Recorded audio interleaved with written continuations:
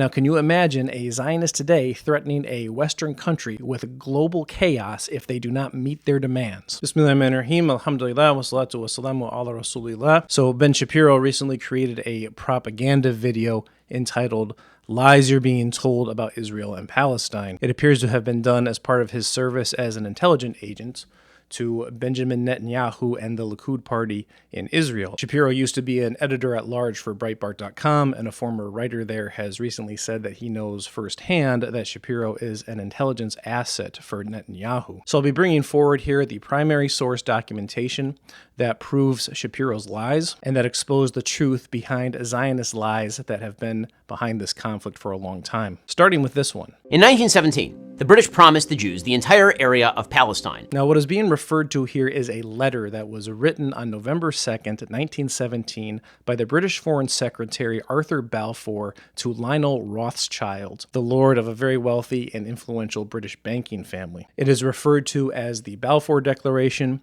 and it is often cited, as Shapiro does here, as having granted the Jews the land of Palestine after the British took it over from the Ottomans in World War I. However, that is not and was not the reality at the time. What is always left out of the Western press and general discourse about this conflict concerning the Balfour Declaration is that at the time it was written, the land of Palestine had already been pledged to be under an Arab caliphate to the king of the Hashemite kingdom of the Hejaz, Sharif Hussein Ali, in fall of 1916. This was pledged to the king by the British in exchange for Arab support against the Ottomans, which the Arabs delivered on and helped the British defeat the Ottoman Empire in World War I. Unlike the Balfour Declaration, the pledge to King Hussein was also agreed upon by France, Italy, and Russia at the time before the Communist Bolshevik Revolution in 1917. And unlike the Balfour Declaration, the pledge to King Hussein also delineated specific borders of what was being pledged, with Turkey at the north,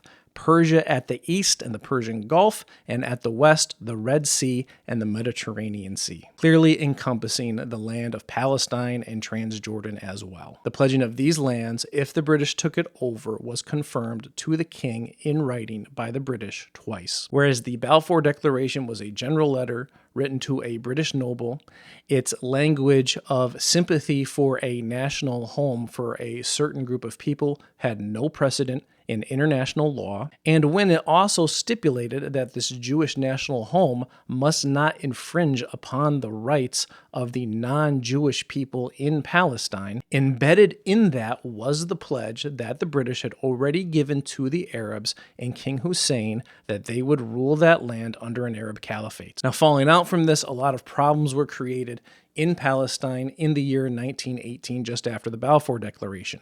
Why? Well, Zionists immediately started disseminating propaganda throughout Jewish communities in the world, boasting that they would be taking over rulership of Palestine. This was confusing not only to the native Arabs of Palestine of all religions, but also to the British military officers in Palestine and Cairo, who had facilitated the previous pledge to King Hussein that everyone was expecting to be made good on. So the British Foreign Secretary Office had Lionel Rothschild appoint Chaim Weizmann to put together a Zionist commission called the Zionist Organization that gathered Zionist elites from around Europe to go to Palestine to start establishing relationships with the native Arab population and also with the British military officers on the ground, and they also gave them permission to start a Hebrew university there. The commission was supposed to go there and reassure the local population that they were not going to infringe upon any of their rights, as was articulated in the Balfour Declaration, with the pledge to King Hussein embedded in that. But what becomes readily apparent based off of primary source communication between British military officers on the ground, members of Weizmann's Zionist Commission, and British diplomats back in the UK, is that the Zionist Commission created many problems by being duplicitous not only with the local Muslim and Christian populations, but also with the British military officers themselves. On the one hand, they would tell locals that they only wanted to make peace, to build up land and industry, and create a thriving Jewish enclave community that would not necessitate the creation of a Jewish state. While on the other hand, they would print materials and hold public meetings and rallies that would boast about Jewish rule over Palestine. This frustration is articulated by General Ronald Storrs, the military governor of Palestine at the time. In a communique to Weizmann, he says, quote, "From the first announcement of the formation of the Zionist Commission, the Arab and Christian elements of Palestine have been laboring under grave disquietude which has not been allayed by the arrival of the Zionists themselves. A variety of enthusiastic articles upon the future of Zionism pushed in many organs of the British press have for obvious reasons wrought uneasiness and depression in the other elements of Palestine generally, and in particularly the Muslims. These feelings have been accentuated by numerous meetings of Jews speaking upon how the Jewish people in their present state could take over the Holy Land, and on the return of Israel to Zion, which elaborated a system of the future ruling of Palestine by the Jews. Mr. Balfour's declaration receives on the part of many local Jews a more liberal interpretation than was ever intended." Storr goes on to say that he did not see it as the military's job to sell the Zionist endeavor to the local population, and he told Weizmann to, quote, "bring home to the Arabs an exposition of Zionism that was as conciliatory as possible." The British officers even note that when a moderate version of Zionism was articulated to the local Arabs, they were generally agreeable, with one sheikh saying that the Muslims and Christians in Palestine were the first peoples to mix with others, and another saying that the native Jews to Palestine were the Muslims' brethren in pleasure and sorrow. But tensions didn't ease after Storrs made this request to Weizmann because the Zionists continued on with their duplicity. This hit a peak on the first anniversary of the Balfour Declaration in the first week of November 1918, when the Zionists held a rally in celebration of the declaration, which the British officers described as overzealous, and during the rally, the Zionists went against orders from the British officers to not bring the processions into the Christian quarter of Jerusalem. In response to this, it caused a group of Christian and Muslim leaders, as well as the mayor of Jerusalem, to get together and approach Storrs and let him know that they did not find it acceptable for favoritism to be given to any one religion, and that they wanted a specific statement from the British attesting to that. Now, this happened right around the same time that the British had neutralized Ottoman forces in Syria and taken that area over,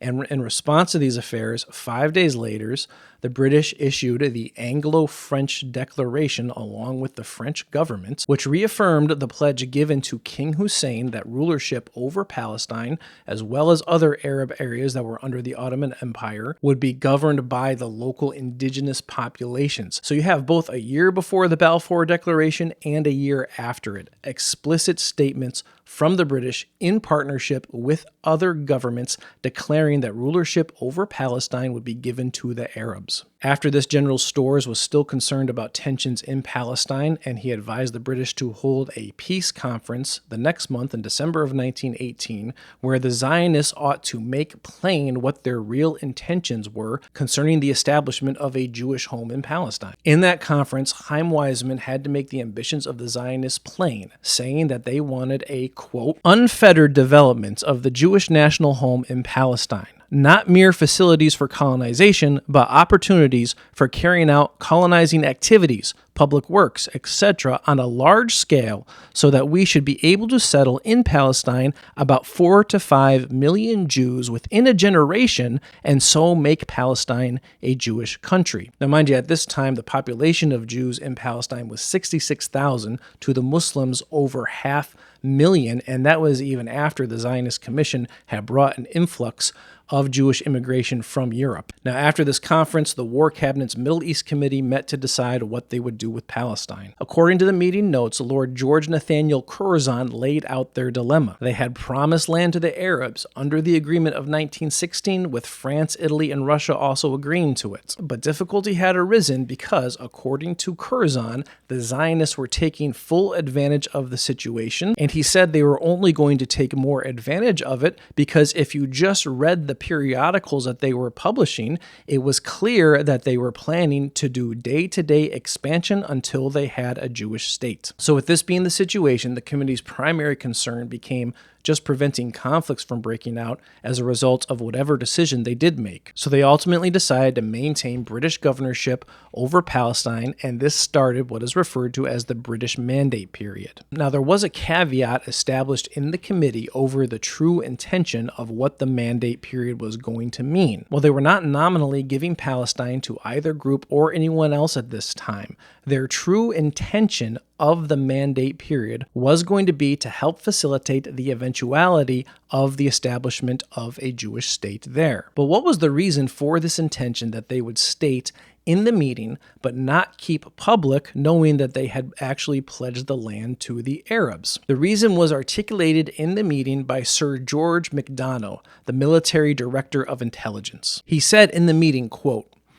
"The most important thing in the consideration of the position of Palestine is its being, as Mr. Balfour says, the home of the Jewish people, and therefore interesting the whole of the Jews all over the world. I see a good many Zionists, and one suggested to me the other day before yesterday that if the Jewish people did not get what they were asking for in Palestine, we should have the whole Jewry turning Bolsheviks and supporting Bolshevism in all the other countries as they have done in Russia." Now, to him saying this, Lord Robert Cecil replied, "Yes, I can conceive the Rothschild leading a Bolshevist mob." A Bolshevist revolution, of course, being a violent revolution that causes chaos in the society, overthrows the current government, and murders the sitting royal family, something that certainly the British nor other European country would want. So the real impetus that got the British war cabinet and military on board with the idea of facilitating a Zionist state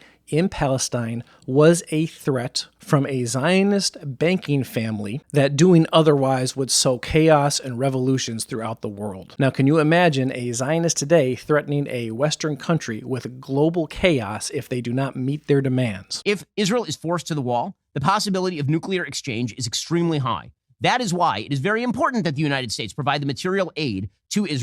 So Shapiro's next lie calls into what happened in 1920. I'll get to that in the next video. I want to reiterate that everything in this video is sourced from primary source communication between British military officers, British diplomats, and the Zionist Commission in Palestine. This is entirely British sourcing from that time. These sources are available because they were compiled in the 1970s by Doreen Ingrams, a writer and daughter of British politicians who had access to British archives that others did not. For 60 years prior to that, and really for the better part since, the Western world has only learned about this conflict through biased news sources. They have no access to the Arab side of the story, and even this is just the story of the actual communication that took place between the British officers and diplomats. So nowadays we see Zionists trying to squeeze as much breath as they possibly can out of these lies that they have depended on from old but are quickly dying.